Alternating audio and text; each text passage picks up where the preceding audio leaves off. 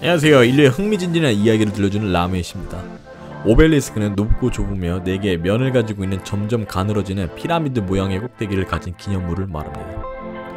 오벨리스크라는 단어는 고대 그리스어로 뾰족한 형태의 물체를 부를 때 쓰는 단어로 정확히는 고기 꼬챙이를 뜻합니다. 특히 고대 이집트 오벨리스크는 왜 만들어졌는지에 대해서 정확히 밝혀진 바가 없다고 합니다.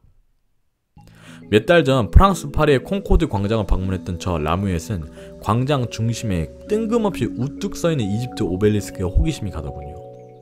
그리고 심지어 프랑스적인 기념물도 아니고 고대 이집트 기념물이라는 점이 더 흥미로웠습니다. 특히 광장 한가운데에서 위엄을 풍기고 있는 이 오벨리스크를 가까이서 다가서 보면 오벨리스크를 받치고 있는 기단부 옆면에는 금박으로 입힌 여러 도안들이 그려져 있습니다. 이 도안들은 이 오벨리스크가 원래 놓여있었던 이집트 룩소르 신전에서부터 콩코드 광장까지 어떻게 운반되었는지를 꽤나 구체적으로 잘 보여주고 있었습니다. 그리고 다른 한쪽 면에는 오벨리스크가 콩코드 광장에 세워질 무렵 프랑스의 시민왕이라고 불렸던 루이 필립 황제의 이름과 오벨리스크를 이집트에서 프랑스까지 운반했던 천재공학자인 아폴리네 르바르의 이름이 새겨져 있었습니다. 이 기단부에 새겨져 있는 이름과 도안들을 보면 당시 이 거대한 기념비를 운반하는 과정이 굉장히 힘들었다고 따라서 그만큼 이것을 운반했다는 것에 대한 자부심이 컸다는 것을 단숨에 짐작할 수 있었습니다.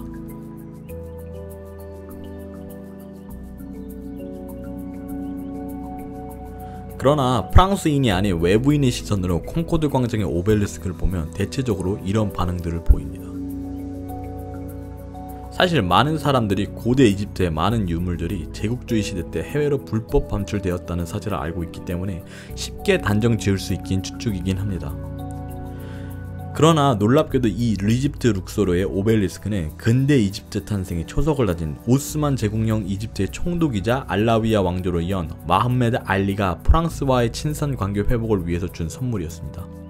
이렇게 거대하고 화려한 고대 이집트의 기념물을 기꺼이 내줬을 정도이면 당시 마흐메드 알리는 이것에 대한 분명한 이유가 있었을 법도 합니다. 사실 마흐메드 알리는 이집트를 오스만 제국의 영향으로부터 독립시켜 본인의 왕조를 세우기를 원했습니다. 따라서 그는 강력한 오스만 제국에 맞서 다른 서구 열강들과의 동맹이 절실하다고 생각했습니다. 그래서 그는 1828년에 프랑스, 미국, 영국에 고대 이집트의 오벨리스크들을 선물로 바쳤습니다. 상황을 고려했을 때 마흐메드 알리가 오벨리스크를 몇몇 서구 열강들에게 선물로 주었다는 점은 어느 정도 이해가 가는 부분이긴 합니다. 그런데 무엇보다도 가장 궁금한 점이 있었습니다. 아니 어떻게 이렇게 거대한 고대 이집트 기념물을 19세기 초에 운반했을까 였습니다. 콩코드 광장의 이집트 오벨리스크의 높이는 약 23m에 무게는 대략 280톤으로 아프리카 코끼리 6.7톤이라고 봤을 때 약 40마리의 무게와 비슷하다고 합니다. 심지어 콩코드 광장의 이집트 오벨리스크는 마치 프랑스가 미국에 선물로 보낸 자유의 여신상과 같이 분해가 가능한 것도 아니었습니다. 그리고 19세기 초 유럽에는 저렇게 거대한 물체를 단 한 번에 장거리 항해로 운반할 만한 기술이나 선박도 전혀 없었습니다. 중기기관도 막 발명되었을 시기라서 거대한 물체를 끌어내리거나 들어올릴 수 있는 큰 힘을 가진 크레인도 없었습니다. 사실 학자들에 의하면 아직도 고대 이집트인들이 어떻게 오벨리스크를 만들었고 운반했는지 미스터리라고 할 정도입니다. 이와 관련된 정확한 기록도 없고 현재까지 밝혀진 정황상으로는 고대 이집트인들의 기술만으로 이것을 만들고 운반하는 것은 불가능해 보였기 때문이죠. 따라서 19세기 이집트에서 유럽까지 오벨리스크를 운반한다는 것은 엄청난 기술적 솔루션이 필요함과 동시에 많은 위험 부담이 따르는 일이었습니다. 그런데 이것을 최초로 해낸 자가 있었으니 그가 바로 프랑스의 장 바프티스트 아폴리네 르바입니다. 1839년에 출간된 로베르스크 드 룩소어 히스토가 드 사 트란슬라시옹 아 파리에는 르바가 어떻게 룩소르 오벨리스크를 옮겼고 그가 봉착한 여러 어려움들과 그 어려움들을 어떻게 해결했는지에 대해서 아주 상세하게 기록되어 있습니다. 1831년 국립해양박물관 큐레이터이자 해양기술자인 장 바프티스트 아폴리네 르바는 루이 필립 황제의 명에 따라 이 오벨리스크들을 옮기는 총책임자가 됩니다.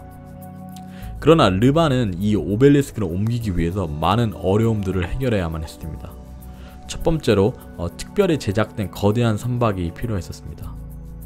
이렇게 특별히 제작된 선박은 나일강과 세네강과 같이 낮은 수위의 강에서도 뜰 수 있으며 오벨리스크를 쉽게 운반하기 위해서 해변가에도 정박할 수 있게 만들어져야만 했습니다.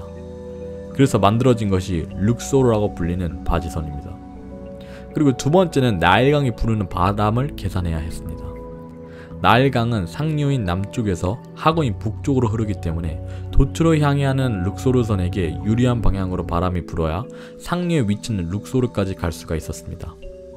그래서 르바의 룩소르선은 강한 바람이 불 때까지 몇 개월간 하루는 알렉산드리아에서 대기해야만 했다고 합니다. 그리고 세 번째는 주도 면밀한 수학적 계산을 통한 기계장치의 고안입니다. 단 시대를 살았던 어느 유럽인들도 오벨리스크를 옮겼던 경험이 없었기 때문에 르바는 스스로 안전하게 오벨리스크를 끌어내리고 세울 수 있는 기계장치를 고안해야만 했습니다. 오벨리스크가 놓여있던 룩소르 시장과 나일강 사이에는 작은 마을이 존재했었습니다. 그래서 그 마을을 매입하고 철거해야만 오벨리스크가 나일강에 정박해있는 룩소르선까지 운반되어질 길이 확보가 될 수가 있었습니다. 마지막으로 룩소르에는 거대하고 무거운 오벨리스크를 옮길 수 있는 단단한 소재의 나무가 없었습니다. 따라서 알렉산드리아까지 가서 단단한 오크 목재를 직접 가져와 오벨리스크의 운반을 위한 롤러로 사용될 수 있었습니다. 르바는 이러한 난관들을 물론 지혜롭게 잘 해결했으며 약 5년이라는 세월 끝에 룩소르 오벨리스크를 안전하게 파리 콩코드 광장까지 운반합니다. 이렇게 프랑스 파리 콩코드 광장에 세워진 오벨리스크는 당시 프랑스가 경쟁 상대라고 생각했었던 영국과 미국보다 이미 40년이나 앞서 세워졌습니다. 따라서 당시 프랑스인들은 이에 대해서 굉장한 자부심을 가지고 있었습니다. 지금의 프랑스인들도 이 오벨리스크를 운반했다는 것에 자부심을 느끼고 있는지는 잘 모르겠지만 이미 이 오벨리스크는 약 2세기에 가깝도록 콩코드 광장을 대표하는 기념비로서 우뚝 서 있습니다. 개인적으로 저는 이 오벨리스크 자체에 대한 경이로움보다는 르바라는 한 개인이 여러 난관들을 극복하면서까지 이 오벨리스크를 힘겹게 운반했다는 그의 열정과 투지에 대해서 더 많은 경의와 존경심이 생기더군요. 그러나 19세기에 끙끙대면서 옮겼던 유럽인들의 노력도 대단하지만 단 7개월 만에 오벨리스크를 만들고 운반했던 고대 이집트인들은 더 대단하고 신비로울 따름입니다.